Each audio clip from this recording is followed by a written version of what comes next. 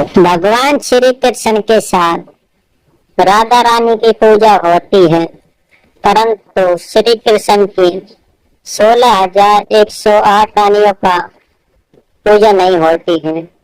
आखिरकार ऐसी क्या वजह बनी जिसके कारण सिर्फ राधा रानी की ही पूजा होती है, अन्य रानियों की नहीं?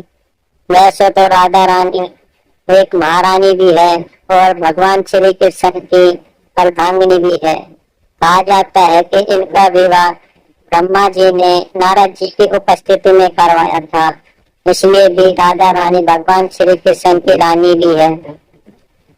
और अन्य कारण यह भी है कि एक समय देवर्षि नारद द्वारका में आते हैं और श्री कृष्ण से कहते हैं कि सबसे ज्यादा प्रेम आपको कौन सी रानी करती है? तभी श्री कृष्ण लीला करते हैं और देवर्षि नारद से कहते हैं कि मैं अपने पेट में दर्द का बहाना करके एक लीला करता हूँ, तो तुम सभी रानियों के पास जाना और कहना कि श्री कृष्ण के पेट में बहुत तेजी से दर्द हुआ है। उसका दर्द तभी मिटेगा जब आप कोई एक रानी अपने चरण की धूली श्री कृष्ण को दे दोगे। तभी देवर्षि नारद कहते हैं कि ऐसे तो मैं एक पोट भर के ले आऊंगा, क्योंकि आपके पास 16,108 रानियां हैं। तभी श्री कृष्ण कहते हैं कि एक बार आप जाकर तो देखो। तभी देवर्षि नारद सभी रानियों के पास जाते हैं।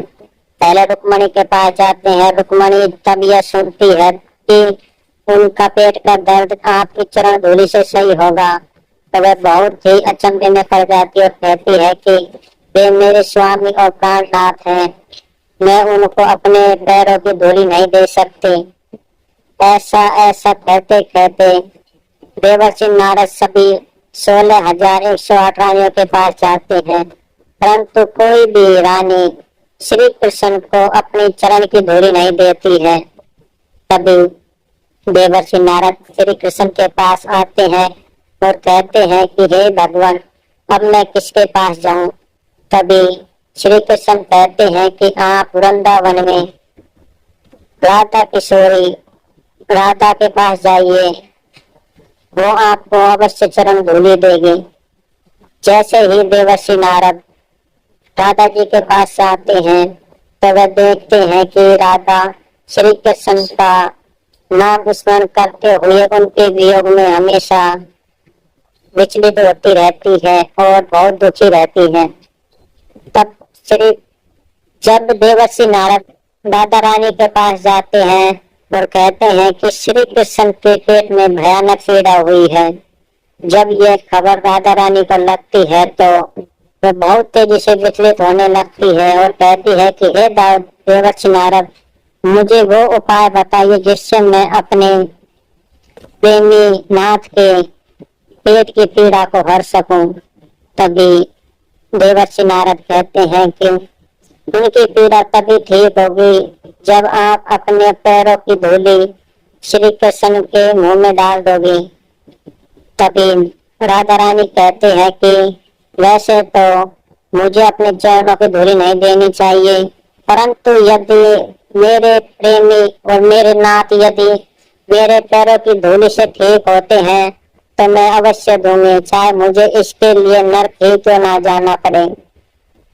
तभी देवर्षि नारद राधा रानी के चरणों की धूली को लेकर जाते हैं और श्री कृष्ण के उदर पर लगाते हैं और श्री कृष्ण ठीक हो जाते हैं। जब यह पूरी कथा सभी रानियां देखती है और सोचती हैं कि हमने यह अच्छा नहीं किया है, हमने अपने आपको नरक से बचाने के लिए श्री कृष्ण के पीड़ा को नहीं देखा, बल्कि अपना स्वार्थ ही देखा कि हम श्री कृष्ण को अपने चरणों की धूली दे देंगे तो हम नरक में चले जाएंगे। परंतु एक राधा रानी है जो बिना किसी स्वार्थ के और अपना अच्छे बुरे कर्म और स्वर्ग नरक की आशा न करते हुए सिर्फ अपने प्रेमी के लिए ही अपने चरणों की धूली दे दी। तब यह वृत्तांत जब श्री कृष्ण खड़े होते हैं और कहते हैं कि हे रानियों, हे देवर्षि, आज आपने देख लिया होगा कि राधा रानी मुझसे कितना प्रेम करती है। तभी रानियां कहती हैं कि हे स्वामी, आज हमने देख लिया है। तभी श्री कृष्ण कहते हैं कि आज मैं राधा रानी को एक वरदान भी देता हूँ कि आज से मेरे साथ सदा श्री राधा रानी की पूजा होगी और मेरे मंदिर में सदा राधा रानी ही खड़ी रहेगी। आज से तुम सभी रानियों का मेरे